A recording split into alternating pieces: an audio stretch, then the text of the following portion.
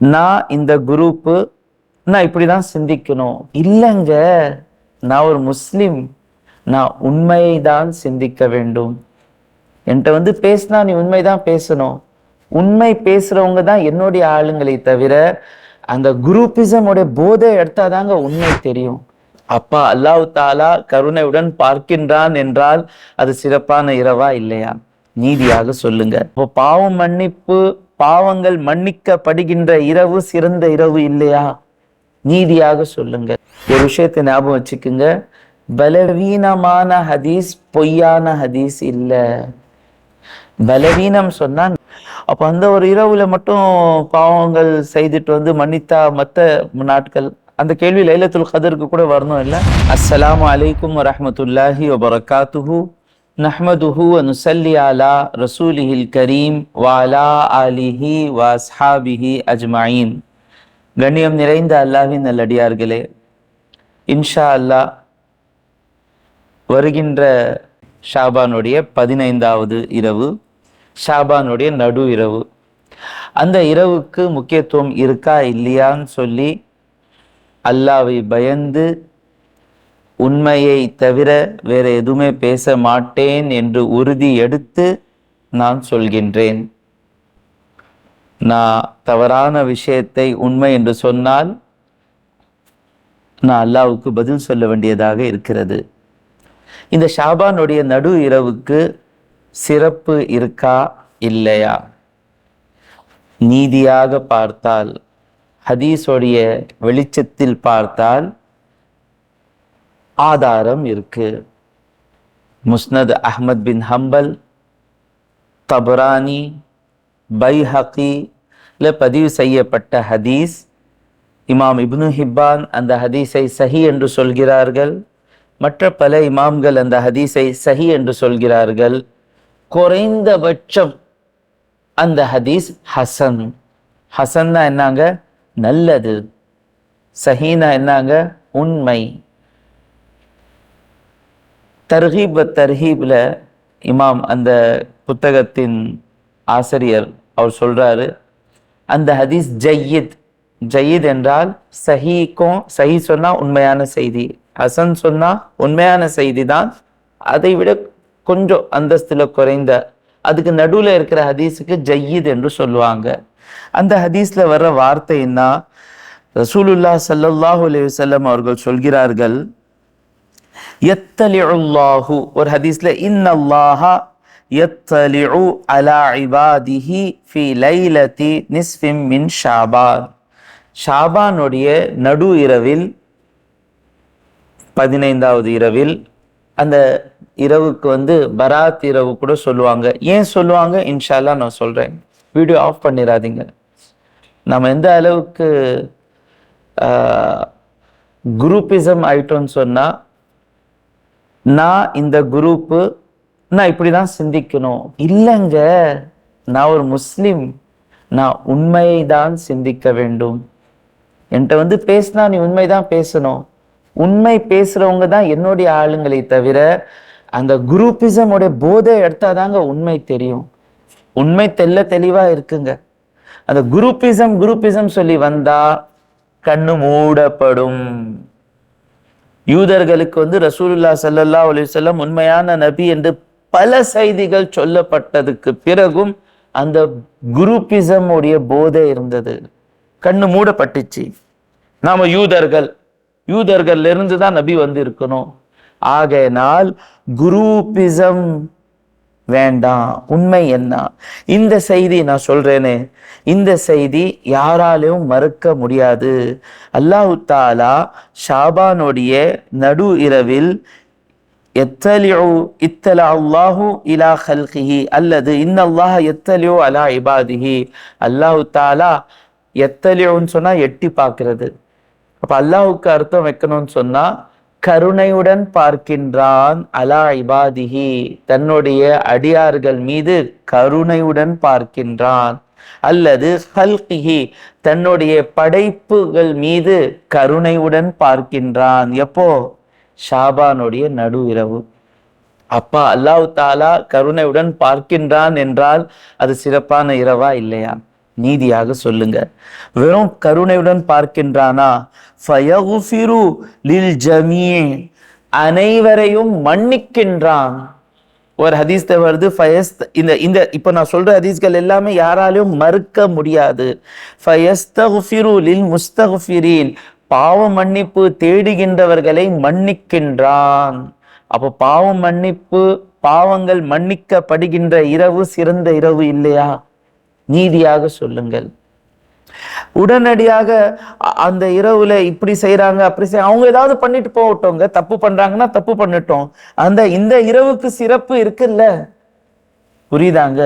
ஒருத்தர் வந்து பள்ளிவாசலுக்கு சிறப்பு இருக்கா இல்லையா?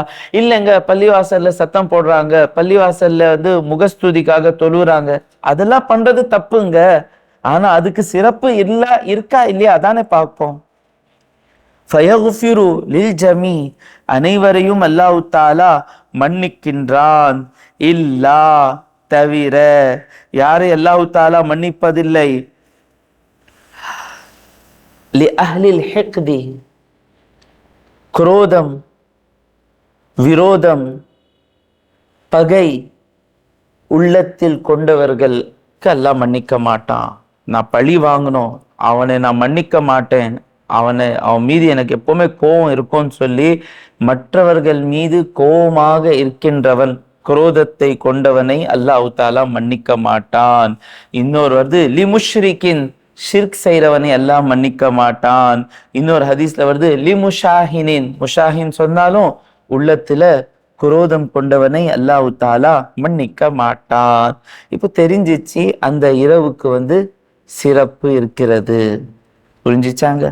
சரி, அந்த இரவுக்கு சிறப்பு இருக்கு, சிறப்பு தாங்க இருக்கு, அது ஸ்பெஷல் நைட் தான், அதுல வணங்கணும்னு சொல்லி இல்லை. எங்க அல்லாஹ் தஆலா கருணையுடன் பார்க்கின்ற நேரத்துல வணங்காம நான் என்னங்க செஞ்சுட்டு இருக்கணும்? ஸல்லல்லாஹு கருணையுடன் பார்க்கின்றான்னு சொன்னா அர்த்தம் என்ன? நல்ல வேலைகள் தானே செய்யணும். ஸல்லல்லாஹு அலைஹி வஸல்லம் செய்தார்களா? சஹாபா பெருமக்கள் செய்தார்களா? ஹதீஸ் கேளுங்க. இந்த ஹதீஸ் உடைய கருத்தை நான் சொல்றேன். ஏன்னா பல ஹதீஸ்கள்ல வந்து இருக்கிறது, ஒவ்வொரு ஹதீஸ் நான் வாசிச்சுட்டு போனா உங்கள்கிட்ட நேரம் இருக்காது. அதுல இருந்து கிடைக்கின்ற பாடம் என்ன? திர்மிதியில பதிவு செய்யப்பட்ட ஹதீஸ், பைஹகில கூட இந்த ஹதீஸ் இருக்கு, மற்ற கிதாப்கள்ல கூட இந்த ஹதீஸ் இருக்கு. ஆனா இந்த ஹதீஸ் பலவீனம், திர்மிதியில இருக்கிற ஹதீஸ் பலவீனம்.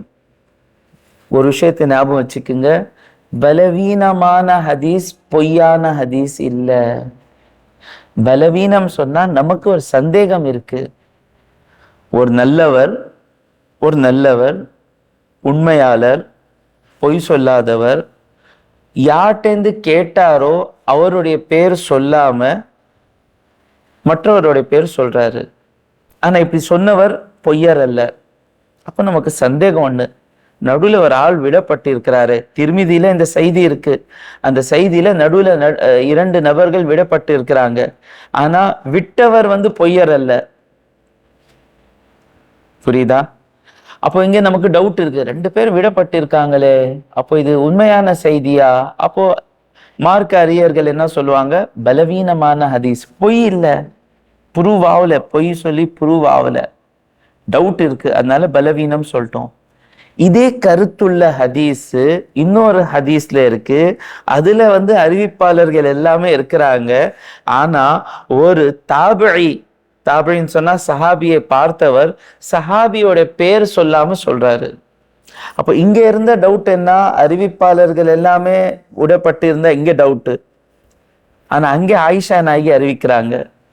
இங்க இவர் யார்கிட்ட கேட்டாரு, அந்த ஹதீஸ்ல சஹாபியோட பேர் இல்லை, இந்த ஹதீஸ்ல ஆயிஷா நாயகியோட பேர் இருக்கு. அப்போ இவ்வாறு 2-3 ஹதீஸ்கள் இருக்கிறது, 2-3 இல்ல 4-5 ஹதீஸ்கள் இருக்கு. அந்த ஹதீஸ்கள் ஒன்று சேர்த்தால் நமக்கு இருந்த டவுட்டு போயிடுது, அந்த ஹதீஸ் ஹசன் ஆகி விடுகிறது.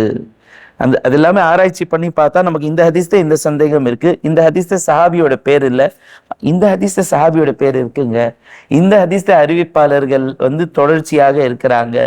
அந்த ஹதீஸ் என்ன? ஆயிஷா நாயகி ரலியல்லாஹு தஆலா அன்ஹா சொல்கிறார்கள், ரசூலுல்லாஹ் என்னுடைய வீட்டில் இருந்தாங்க. ஸல்லல்லாஹு அலைஹி வஸல்லமுக்கு 9 மனைவிமார்கள் இருந்தாங்க. ஒவ்வொரு மனைவிக்கு ஒரு நாள். இப்போ இந்த நாள் வந்து ஆயிஷா நாயகியோட வீட்டில் இருந்தாங்க ரசூல் ஸல்லல்லாஹு அலைஹி வஸல்லம். திடீர்னு நான் பார்த்தேன் ரசூலுல்லா இல்ல. நான் நினைத்தேன் ஸல்லல்லாஹு அலைஹி வஸல்லம் மற்றொரு மனைவி வீட்டுக்கு போயிட்டாங்களா சொல்லி தேடி வெளியில வந்தேன். யாருடைய வீட்லயும் ரசூலுல்லா இல்ல ஸல்லல்லாஹு. அப்படியே அவருக்கு தேடிட்டே நான் போனேன். ஜன்னத்துல் பகீனா என்ன, மதீனால இருக்கிற அடக்கஸ்தலம், கபரஸ்தான். அங்கே நான் போய் பார்த்தா ஸல்லல்லாஹு அலைஹி வஸல்லம் தொழுதுட்டு இருக்காங்க. ஸல்லல்லாஹு அலைஹி வஸல்லம் தொழுதுட்டு இருந்தாங்க. அப்புறமா சஜ்தால போனாங்க. நான் காத்துக்கிட்டே இருந்தேன். ஸல்லல்லாஹு அலைஹி வஸல்லம் சஜ்தால இருந்து வரல. புரியுதா? அப்புறமா நான் அவருடைய பாதத்தை டச் பண்ணேன். அப்போ அசைதல் இருந்துச்சு. என்ன பயந்துட்டேன், ஸல்லல்லாஹு அலைஹி வஸல்லம் வஃபாத் ஆயிட்டாங்களான்னு சொல்லி. அப்புறமா ஸல்லல்லாஹு அலைஹி வஸல்லம் தொழுகை முடிச்சதுக்கு பிறகு கேட்டாங்க, ஆயிஷா என்ன ஆயிடுச்சு, நான் உங்களுக்கு ஏமாத்திட்டேன்னு நினைச்சீங்களா? ஏமாத்திட்டேன்னு சொன்னா நான் உங்களை விட்டுட்டு வேற மனைவியோட வீட்டுக்கு போயிட்டேன்னு சொன்னேன்னா, இல்ல இல்ல யார சொல்ல, அப்படி இல்லை, நீங்க திடீர்னு காரணமாயிட்டீங்களே, அதுக்காக தான் நான் பதற்றத்துல வந்தேன். சரி ஆயிஷா, இந்த இரவு என்ன இரவு தெரியுமா உனக்கு? அல்லாவும் அவனுடைய தூதருக்கு தான் தெரியும் எந்த இரவு. அவங்க சொல்லி இருக்கலாம் இல்ல, ஆமா என்ன இரவு இன்னைக்கு, வெள்ளிக்கிழமை சனிக்கிழமைன்னு சொல்லி இருக்கலாம் இல்ல. பெரியவர்கள்ட்ட பேசுற நேரத்துல அமைதியா இருந்தா அவங்க வாயிலிருந்து ஏதாவது புதுசா நமக்கு கிடைக்கும். ஆலிம்கள்ட்ட பேசினா அதிகமா பேசக்கூடாது, அவங்கள்ட்ட இருந்து கேட்கறதுக்கு முயற்சி செய்யணும். அப்ப ஸல்லல்லாஹு அலைஹி வஸல்லம் அவர்கள் சொல்கிறார்கள், இன்று ஷாபானுடைய நடு இரவு. ஜிப்ரைல் வந்தாரு. ஜிப்ரைல் வந்து எனக்கு சொன்னாரு, இந்த இரவு அல்லாஹ் தஆலா பல மனிதர்களை, பல அடியார்களை மன்னிக்கின்றான். எந்த அளவுக்குன்னு சொன்னா, பனு கல்ப் என்ற ஒரு கூட்டம், ஒரு ஊரு, ஒரு வில்லேஜ். வில்லேஜுக்கு என்ன சொல்லுவாங்க? ஒரு கிராமம். அந்த கிராமம் வந்து ஆடுகளுக்காக ஃபேமஸ். நிறைய ஆடுகள் இருக்கும். அந்த கிராமத்துல எத்தனை ஆடுகள் இருக்கின்றார்களோ அந்த ஆட்டோடைய முடி எத்தனை முடி இருக்கிறதோ அந்த முடிகளை விட அதிகமான பாவங்களை அல்லாஹ் தஆலா மன்னிக்கின்றான். அது நன்றி செலுத்துவதற்காக நான் தொழுது கொண்டே இருக்கின்றேன். புரியுதாங்க? இந்த ஹதீஸ் பலவீனம் என்று சொல்லாதீங்க, நான் காரணம் சொல்லிட்டேன், ஹசனான ஹதீஸ். அப்போ ரசூலுல்லாஹ் ஸல்லல்லாஹு அலைஹி வஸல்லம் அவர்கள் நின்று தொழுதார்கள், அல்லாஹ் இடத்துல துவா கேட்டார்கள். எந்த அளவுக்கு என்றால், ஸல்லல்லாஹு அலைஹி வஸல்லம் மரணித்து விட்டாரா என்ற அச்சம், பயம் வந்து விட்டது. இப்போ ஏன் மற்றவர்களுக்கு அல்லாஹ் ரசூலுல்லாஹ் கட்டளையிடல? ரசூலுல்லாஹ் கட்டளையிட்டு இருந்தார்னா அது வந்து கடமையாயிருக்கும். எந்த ஒரு இரவும் ஸல்லல்லாஹு அலைஹி வஸல்லம் வந்து கட்டளையிடல, ஆர்வம் ஊட்டி இருக்கிறார்கள்.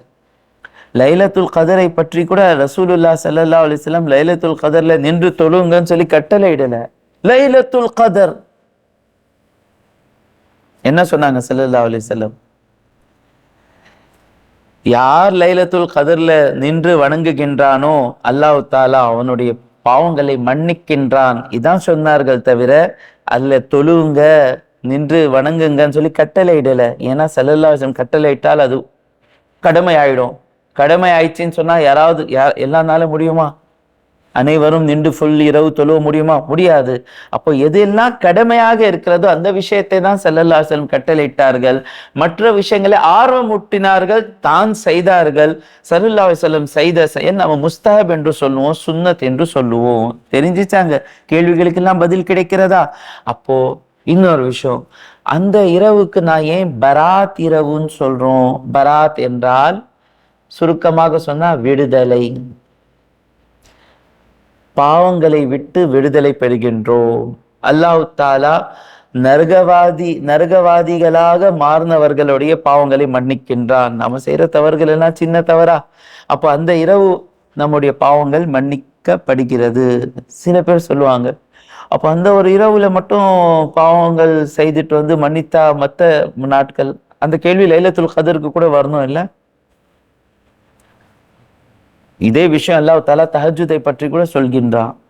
இந்த ஒரு இரவு, சில பேர் சொல்லுவாங்க, ஒவ்வொரு நாளும் தஹஜ்ஜுடைய நேரத்தில் அல்லாஹ் தஆலா தன்னுடைய அடியார்களை எட்டி பார்க்கின்றான், கருணையுடன் பார்க்கின்றானே, இந்த இரவு தேவையா?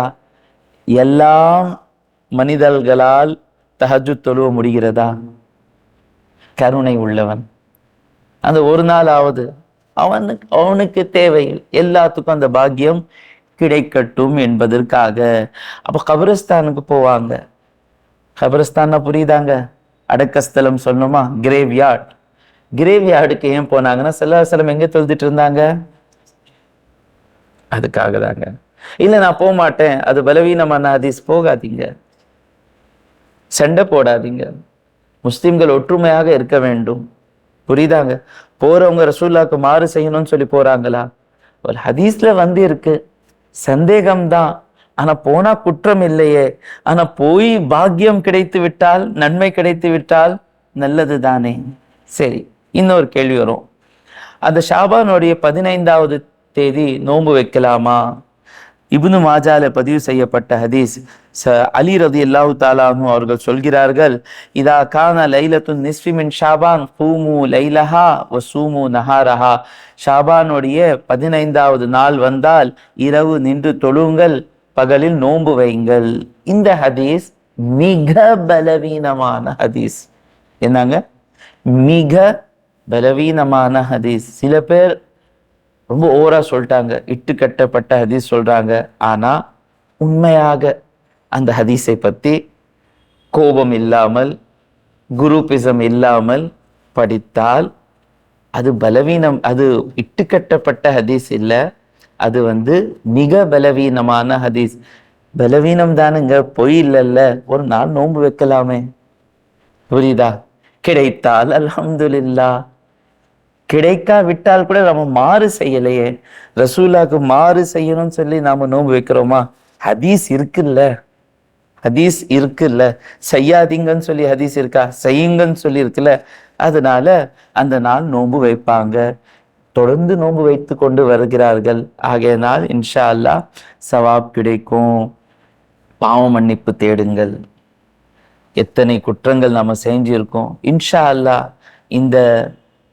இன்று முதல் பாவம் செய்ய மாட்டோம். குறிப்பாக ஷாபானுடைய 15வது இரவு, நடு இரவில் நாம் அல்லாஹ்விடம் பாவ மன்னிப்பு கேட்போம். இன்னொரு விஷயம், இந்த இரவு பற்றி குர்ஆன்ல இருக்கிறதா என்று கேள்வி வருது. குர்ஆன்ல சூரே துஹான், சூரே துஹானுடைய நம்பர் என்ன? ஸலவாத் ஓதுங்க. அல்லாஹும்ம ஸல்லி அலா சய்யிதினா முஹம்மதின் வ அலா அலி சய்யிதினா முஹம்மதின் வ பாரிக் வ ஸல்லிம். சூரே துஹான் 44வது சூரா. அந்த சூறாவில் அல்லாஹ் தஆலா சொல்கின்றான், இன்னா அன்ஸல்நாஹு, நிச்சயமாக நாம் அதை இறக்கினோம். எதை? குர்ஆனை. ஃபீ லைலத்தின் முபாரகத்தின், ஒரு மிக்க பாக்கியமுள்ள இரவில் நாம் இறக்கினோம், பர்க்கத்தான இரவில் நாம் இறக்கினோம். இந்த இரவு கருத்து வேறுபாடு இருக்கு. பல முஃபஸ்ஸிரீன்கள் முஃபஸ்ஸிரீன் சொன்னா என்ன? குர்ஆனுடைய விளக்கத்தை சொல்கின்றவர்களுக்கு முஃபஸ்ஸிரீன் என்று சொல்லுவோம். பல முஃபஸ்ஸிரீன்கள் சொல்கிறார்கள், இல்ல இல்ல, இந்த இரவும் லைலத்துல் கதர் தான். லைலத்துல் கதர் ரமதான்ல இருக்கு, இது ஷாபான். ஆகையினால் அல்லாஹ் தஆலா இந்த இரவை பற்றி சொல்லல.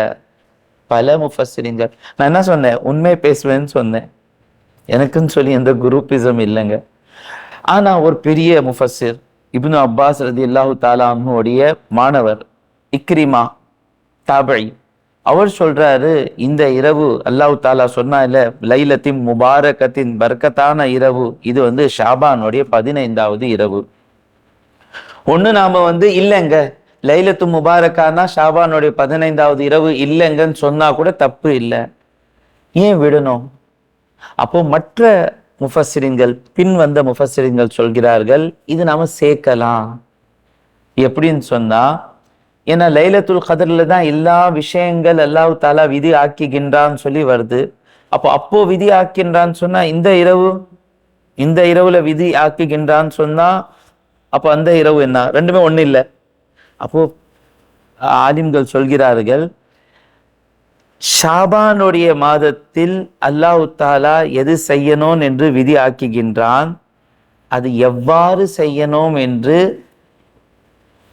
டீட்டெயிலாக அல்லாஹ் தஆலா லைலத்துல் கத்ர்ல சொல்கின்றான். அப்ப 2 இரவும் நமக்கு கிடைத்து விட்டது.